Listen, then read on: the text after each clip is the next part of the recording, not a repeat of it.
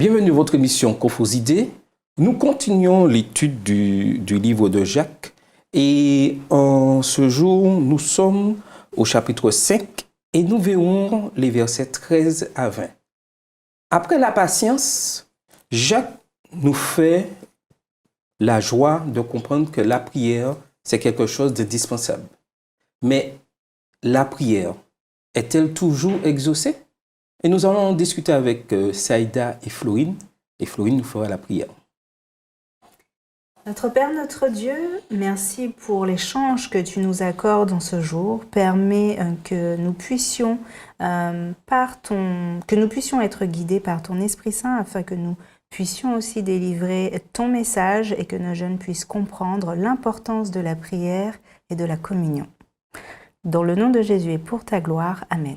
Amen. Alors, pensez-vous que vous savez prier? Prier, c'est une discussion, c'est une conversation avec Dieu. Alors on fait avec nous-mêmes.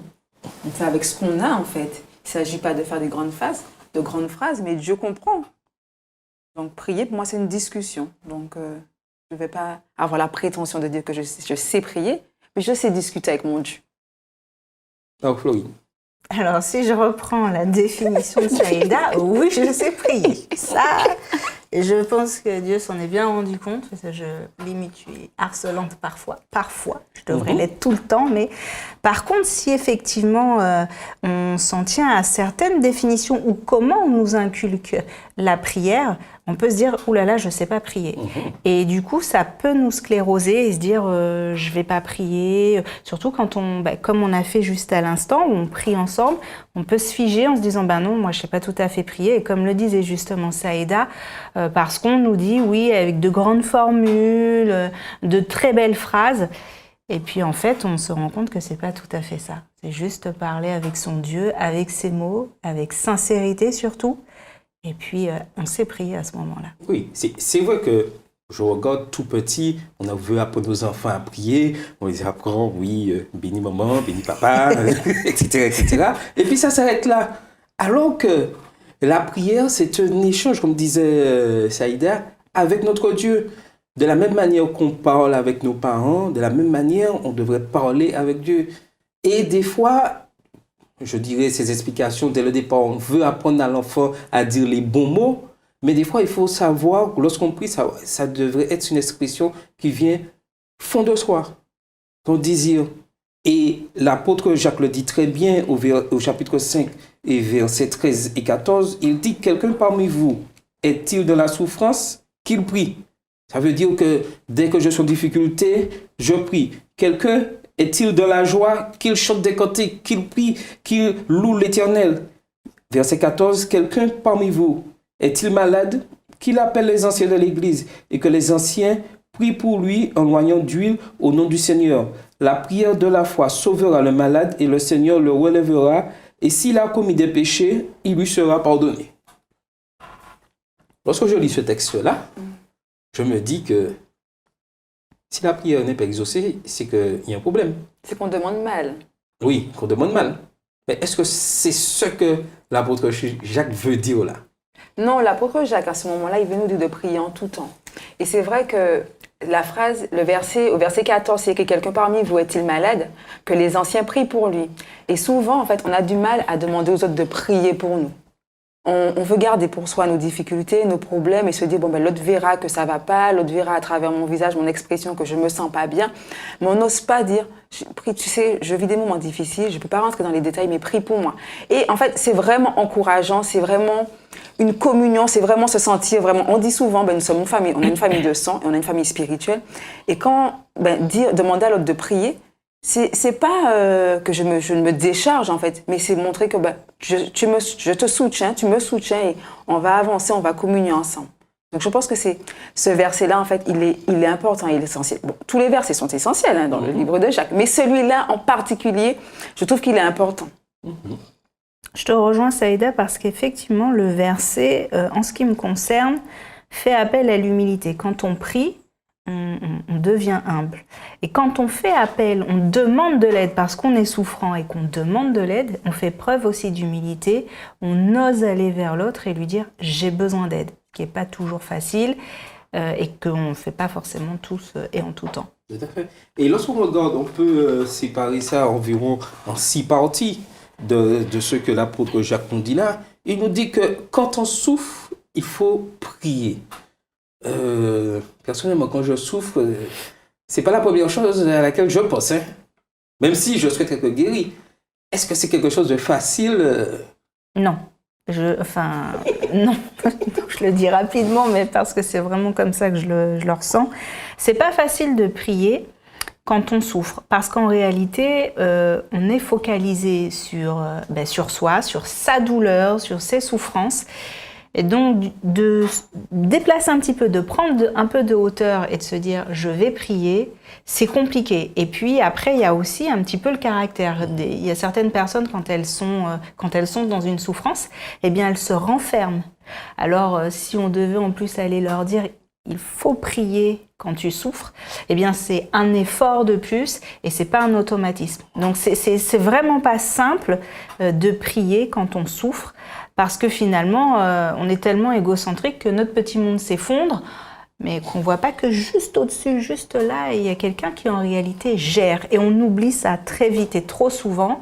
Et pourtant, si on priait, eh bien, on verrait tout de suite une lumière. Mais on ne le fait pas. On ne fait pas. Effectivement, quand on souffre, et je te rejoins Florine, mais on aime bien se plaindre. Seigneur, mais pourquoi tu fais ça? Pourquoi ça m'arrive? Seigneur, mais Seigneur, alors on prie pas, mais on aime bien. On est assez dur avec le Seigneur. On se plaint et avec des mots forts. Et là, on sait lui parler. Alors, on lui parle avec des mots durs. Et franchement, il est vraiment patient et amour pour accepter la dureté de nos cœurs à ce moment-là. Mais c'est vrai que quand on souffre, on se plaint plus qu'on ne prie. Et ça me fait penser que lors des visites de certains frères et sœurs malades à l'hôpital, où on va à l'hôpital pour réconforter la personne, pour ça, et que des fois, c'est ces personnes-là qui nous réconfortent.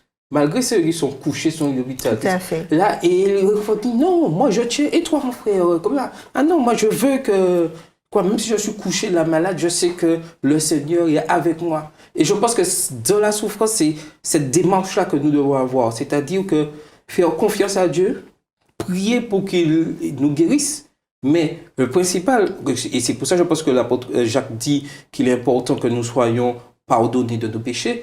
Le principal, c'est obtenir la vie éternelle. C'est-à-dire que même si dans la maladie, je devrais mourir, puisque nous sommes appelés tous à mourir un jour, sauf si Jésus revient, quand je vais dire à des vivants, mais nous avons une espérance, c'est-à-dire la vie éternelle. Et ceci doit nous permettre de tenir dans, je dirais, la maladie et les difficultés. Exact, je suis entièrement d'accord avec toi, Charles, et je vais rebondir en disant que c'est vrai, des fois, il n'y a pas la guérison forcément, et c'est ça la prière. Tu peux prier pour une guérison, et puis Dieu, à travers cette maladie, à travers cette souffrance, il rentre en relation avec toi, et sa vie, en fait, sa présence dans ta vie change tout. Alors, tu es malade, certes, mais tu es édifié. Mais c'est pas, voilà, c'est un chemin, c'est un processus. Ça prend du temps pour certaines personnes parce qu'elles ont du mal à accepter. Mais c'est vrai qu'à travers, il y a des fois où Dieu ne te guérit pas. Tout à fait. Mais lorsqu'on regarde ce que dit Jacques au verset 16 du chapitre 5, confessez donc vos péchés les uns aux autres et priez les uns pour les autres afin que vous soyez guéris. La prière fervente du juste a une grande efficace. Et il est important aussi que dans la guérison, on doit insister sur cette partie-là, que le pardon des péchés doit passer avant, je dirais, d'obtenir la guérison. Et ça, c'est quelque chose d'indispensable. Tout à fait. Parce qu'il y a une leçon où on parlait de mobile et Dieu voit les cœurs, en fait. Il sait, en fait, il sait où tu en es dans ta relation avec lui et il sait où cette guérison va te mener. Est-ce que, je suis guéri, je reprends le cours de ma vie tranquille. Ou est-ce qu'en fait j'aurai l'humilité de cheminer avec lui, de reprendre ma course avec lui, de ne pas lâcher ça. Mais voilà, il y a deux dimensions et Dieu est Dieu et seul lui a le dernier mot face à ce qu'on vit en fait au quotidien et à nos prières qu'on se dit il n'entend pas mes prières, mais Seigneur, mais ça fait 10 ans que je te prie pour ça, mais Seigneur, qu'est-ce que tu fais? Attends, je suis bien d'accord, il faut être patient. Mais donc voilà, le Seigneur franchement, il prend son temps et il connaît vraiment notre cœur. Tout à fait. Et ça, il faut bien comprendre ça. Que l'humanité vit dans un monde de péché et que ce péché a infecté toute notre existence. Et nous devons faire face à cette chose-là. Mais il y a quelque chose aussi, j'ai une question pour vous. La guérison, est-ce que c'est toujours ce qu'il y a de meilleur pour nous? Non, je ne crois pas, parce que on prend l'exemple où eh bien, j'ai une personne qui, dans mon environnement, est malade et je prie parce que je veux qu'elle guérisse. Mais c'est ce que moi je souhaite. Déjà, il n'est pas sûr que c'est ce que le malade souhaite. La première chose. Ensuite, il n'est pas sûr non plus que c'est ce que Dieu veut.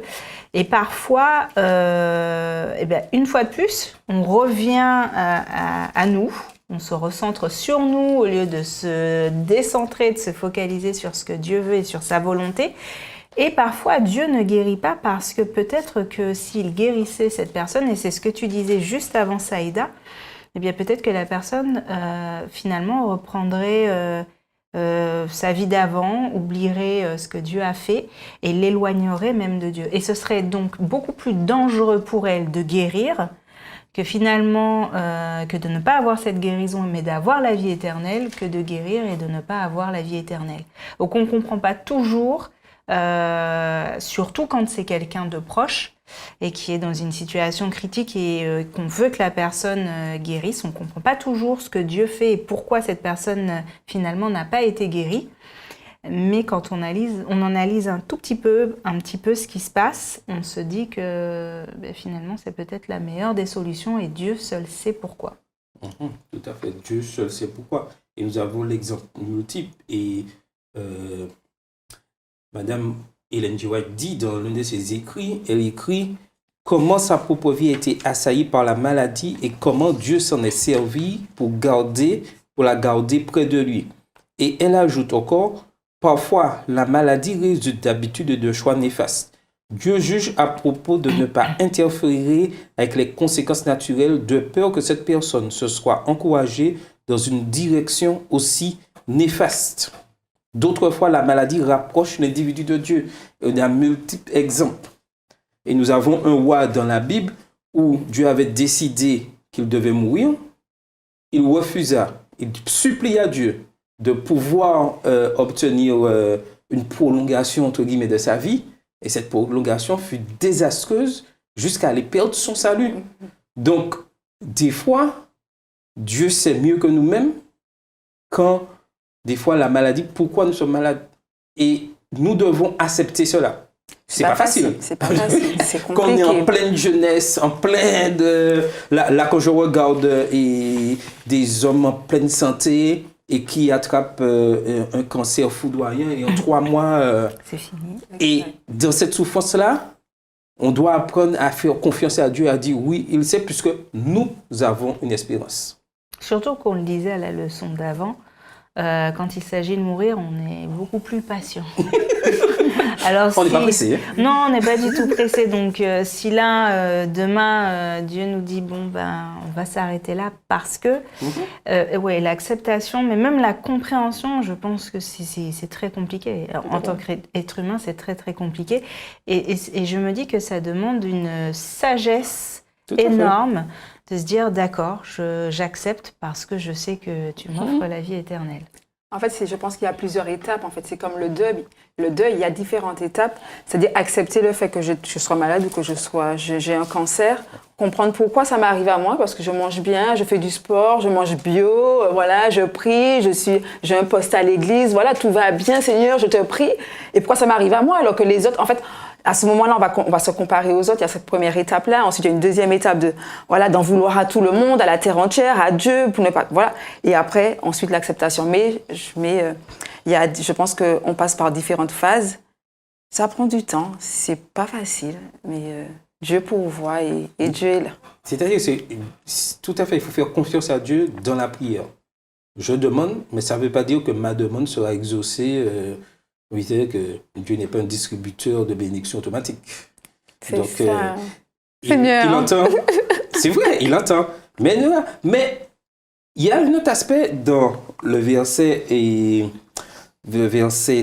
13, la deuxième partie, où Jacques nous invite à prier et lorsque nous sommes dans la joie. Je me pose la question, pourquoi Jacques nous incite à prier quand nous sommes heureux? Normalement, ça devrait être quelque chose de logique. Non? Parce que quand on est heureux, on délaisse des fois la main de Dieu. On est moins sans prière. À l'être humain compliqué. Notre prière, c'est uniquement dans la voiture. Ou voilà, on est un peu, voilà, on est comme ça. Et en fait, c'est pour ça qu'en fait, il nous exhorte, il nous dit de chanter, parce que voilà, la louange, c'est prier 2 fois. Et louer Dieu, c'est déjà lui rendre gloire et lui rendre l'honneur qui lui est dû. Donc c'est pour ça qu'il nous le dit. Mais c'est vrai que quand on est heureux, Seigneur, voilà, ça passe un peu à côté, quoi. Non, mais je suis juste en train de me dire, essayer de comparer, on va trouver ça un peu amusant. Lorsque je souffre, je prie, chaque minute je suis en prière, puisque je veux sortir.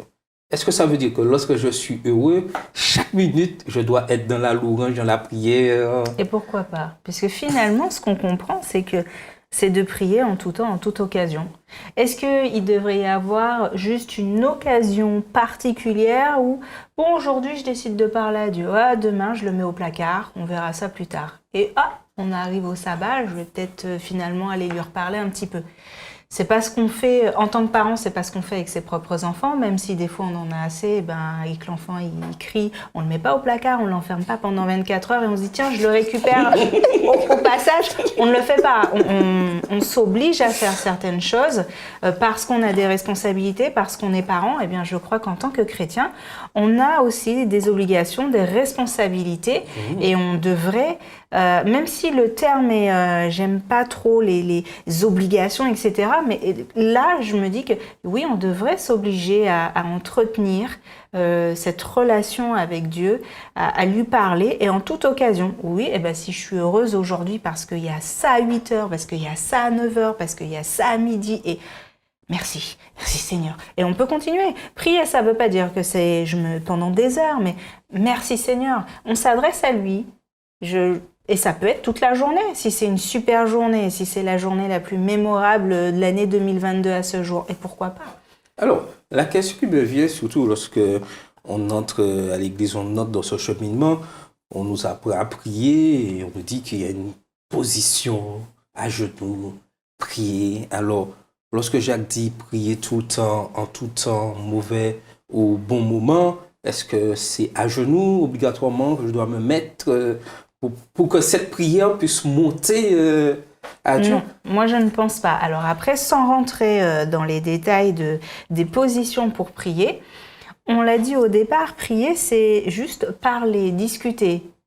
On discute et on n'est pas à genoux, on est assis. Je peux très bien être allongée sur mon lit, regarder au plafond et discuter avec Dieu.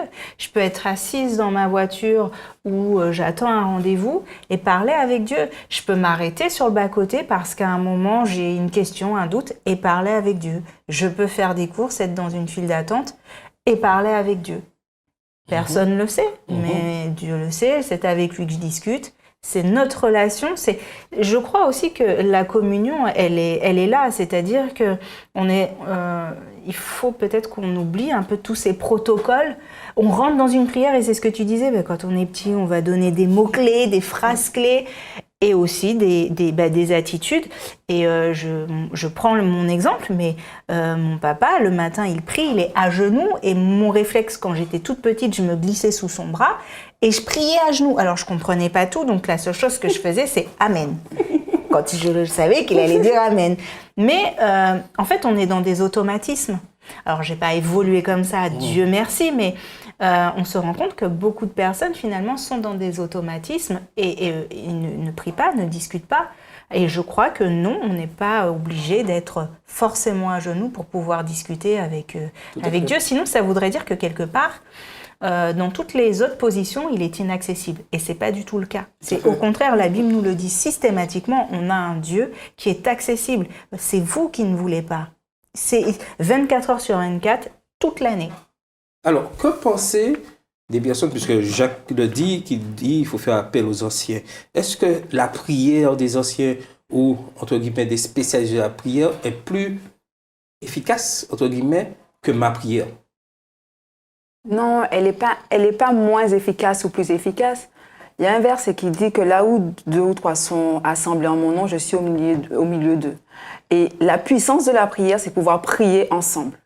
Alors, il ne s'agit pas de dire que le pasteur, sa prière est plus efficace qu'un diacre ou voilà, que quelqu'un qui n'a même pas de poste à l'église. Il ne s'agit pas de ça. Il s'agit de prier ensemble pour notre Dieu et pour être édifié, en fait. Donc, je pense que c'est plus, quand il le dit, c'est plus de ce sens-là. Mhm. Tout à fait. Mais pour montrer que ce que tu dis est juste, le verset suivant 16 continue qu'il est important de confesser ses péchés. C'est-à-dire que, entre guillemets, je peux avoir les plus grands spécialistes de prière qui prient pour moi. Si moi, je n'ai pas confessé le péché, si je ne me suis pas demandé pardon à Dieu, les plus grands spécialistes de prière, le monde entier, entre guillemets, pourraient venir prier pour moi, cette prière ne pourra pas être exaucée. Tout à fait. Tout ceci pour montrer que c'est ma position personnelle, ma relation avec Dieu qui va aussi déterminer les bienfaits de la prière. Parce qu'en quelque sorte, je vais demander à prier pour que le Seigneur me donne, entre guillemets, la force de réussir à mon examen. Voilà, je vais examen. Mais je n'ai jamais ouvert un livre pendant toute l'année. L'église va prier, maman va prier, papa va prier, le monde entier sera au pied du Seigneur pour demander pour que Charles réussisse à l'examen. Mais si Charles n'a pas ouvert, je ne pense pas que cette prière peut être exaucée. Est-ce que vous voyez dans quel sens que je... Tout à fait. On peut prier et faire tous les grands discours au Seigneur, mais si la personne en question ne fait pas le pas, et là j'ai pris l'examen, si je n'ai pas ouvert un livre pour étudier, le Seigneur ne pourra pas permettre. Qu'est-ce qu'il va me rappeler? Puisque je n'ai rien fait. Et ça, c'est très important. Et il est important que lorsque nous sommes des fois malades, nous sommes en difficulté, il est de pouvoir demander à Dieu le pardon de nos péchés. Ça ne veut pas dire nous rappeler, faire une liste, mais que notre corps soit purifié pour que l'intervention divine soit faite. Et ça, c'est quelque chose qu'on pourrait dire un peu mystérieux, la force de la prière. Mais Jacques nous fait comprendre qu'il faut que la personne en question puisse confesser totalement ses péchés. Et si aussi j'ai quelque chose vis-à-vis de mon frère, il faut que je puisse, même si je suis, entre guillemets, un combattant de prière, mais il faut que dans ma relation avec mes frères et sœurs, ça soit apaisé, puisqu'il le dit clairement au verset 16 qu'il faut confesser les péchés les uns les autres et prier pour les autres afin que vous soyez guéris. La prière fervente du juste a une grande efficace. Et on nous parle au verset 17 dans les derniers versets d'Élie, et il nous dit, Élie était un homme de la même nature que nous. Il pria avec instance pour qu'il ne plût point, et il ne tomba point de pluie sur la terre pendant 3 ans et 6 mois. Puis il pria de nouveau, et le ciel donna de la pluie, et la terre produisit son fruit. Mes frères, si quelqu'un parmi vous s'est égaré loin de la vérité, et que notre l'y ramène, qu'il sache que celui qui ramènera un pécheur à la voie où il s'est égaré sauvera une âme de la mort et couvrira une multitude de péchés. Et ça, c'est très important pour nous. Tout faire, certes, nous faisons tout pour obtenir la vie éternelle, mais tout faire pour que l'autre, que nous voyons qui s'est un peu égaré, qui ne respecte pas les principes de santé, qui ne respecte pas les principes de base, puisse être sauvé. Et ça, c'est quelque chose, des fois, un peu difficile pour nous. Un peu beaucoup. Parce que la frontière, elle est très mince entre reprendre son frère. Déjà, il y a une façon de le faire. Et là, on n'est pas très doué, il faut dire ce qui est. Et puis, il y a aussi comment le frère ou la sœur va réceptionner. Donc, si on le fait, c'est pas le bon moment, et que la personne n'est pas réceptive, on peut aussi prendre un retour et dire, bon, attends... t'es pas parfaite, t'es pas parfait, toi tu fais ci, toi tu fais ça. Et finalement, on fait tout l'inverse. Donc, je pense que oui, il faut reprendre pour éviter que le frère ou la sœur s'égare au moment où on le constate. Mais je crois aussi qu'il y a un moment et qu'il y a une façon de faire. Et c'est peut-être ça qui est difficile à apprécier pour nous. Et je pense que c'est en complément aussi que lorsque nous prions pour quelqu'un, il faut pouvoir aussi le ramener sur la bonne voie. C'est-à-dire, dans mon cas, moi qui n'ai pas ouvert mon livre, qu'est-ce que vous allez me dire? Et vous savez que je n'ouvre pas et vous priez pour moi. Ouvre ton livre, Charles. J'ai juste demandé de l'ouvrir. Hein. Je n'ai pas été plus loin. des fois, il faudrait peut-être faire plus. Exactement. Mais on ne fait pas plus. On est très timide quand c'est ce genre d'action. C'est-à-dire, on est juste en train de dire, à la limite, Seigneur, J'ai fait. Tu sais, je lui parle, mais tu sais qu'il n'ouvre pas la Bible. Bon, quand je dis la Bible, le livre pour étudier, permet qu'il ouvre le livre une fois pour pouvoir réussir à cet examen. Et c'est ça que Dieu nous demande. Des fois, il faut ramener la personne. Oui. C'est pas pour dire que je prie, je sais que cette personne est dans telle situation. Il dit au Seigneur, je dois aussi donner des conseils pour le ramener parce que je veux que cette personne soit guérie, mais je veux surtout que cette personne obtienne, je dirais, la vie éternelle. Mais c'est là qu'on comprend une fois de plus l'importance de prier. Parce que dans cette situation, si on y va, on ne demande pas l'avis de Dieu, on y va, eh bien en général, et c'est ce qui se passe quand même, on ne dit pas les choses de la bonne manière, on n'emploie pas les bons mots et on n'a pas la bonne attitude. Donc en fait, on a fait tout l'effet inverse. Par contre, on peut constater que le frère ou la sœur est en train de s'égarer, dire bon, je vais parler avec mon ami, je vais demander à Dieu, éclaire-moi mais provoque déjà l'occasion que je puisse me retrouver face à cette personne et lui évoquer, mets les bons mots sur ma langue, permets-moi d'avoir la bonne attitude parce que tu sais que ton enfant est en train de s'égarer et j'aimerais qu'elle revienne à toi. Et ça revient aussi à ce qu'on disait depuis quelques semaines, le mobile du cœur. Et Dieu, quand il voit ça, je reste persuadée, il nous met dans de très bonnes dispositions, il nous permet aussi d'avoir le bon langage, la bonne attitude, et finalement on y va nous-mêmes avec une certaine appréhension. On a dit que 2 ou 3 mots sur les 20, et le frère dit oui, c'est vrai. Et finalement, le frère rentre dans sa démarche de repentance après avec Dieu. Et on est surpris en se disant, mince, mais Dieu a fait. Mais voilà, c'est Dieu a fait. Et vraiment, il faut être sage par rapport, je suis entièrement d'accord avec ce que tu dis, il faut être sage parce que souvent on dit, ouais, c'est grâce à moi qu'il est revenu. Oui, c'est grâce à moi. Oui, c'est moi qui ai prié pour lui, hein, parce qu'il était vraiment dans la débauche et puis il est revenu. En fait, je me dis, il faut être vraiment prudent. Quand on va vers un frère et qu'on demande à Dieu, son Saint-Esprit, afin qu'il nous donne les mots, pour pouvoir être humble quand la personne revient. Et pas lui dire, ah ben ouais, ben, c'est moi qui ai fait, hein, sinon ben, tu ne serais pas là, tu vois. Et donc ça décourage l'autre. Et beaucoup, ben, ils s'en vont, ils ne reviennent pas. Tout à fait. Lorsqu'une âme se donne à Christ, nous ne sommes que des intermédiaires. C'est le Saint-Esprit qui agit. Lorsqu'il y a de multiples, même notre histoire personnelle, de là où nous sommes, même si nous sommes influencés par des hommes qui nous entourent, c'est vrai, X, Y nous a permis, mais la transformation, elle n'est pas humaine.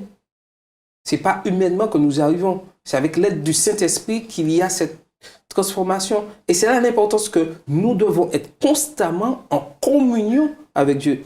Et voilà le sens de la prière. Et constamment avec Dieu. Et nous devons placer constamment devant Dieu nos besoins, nos joies, nos tristesses, nos soucis, nos craintes. Le Seigneur n'est jamais fatigué. Il n'est jamais fatigué. Et ça, nous devons avoir cette certitude qu'il nous écoute toujours. Toujours, constamment. Continuons constamment à prier, à chercher Dieu.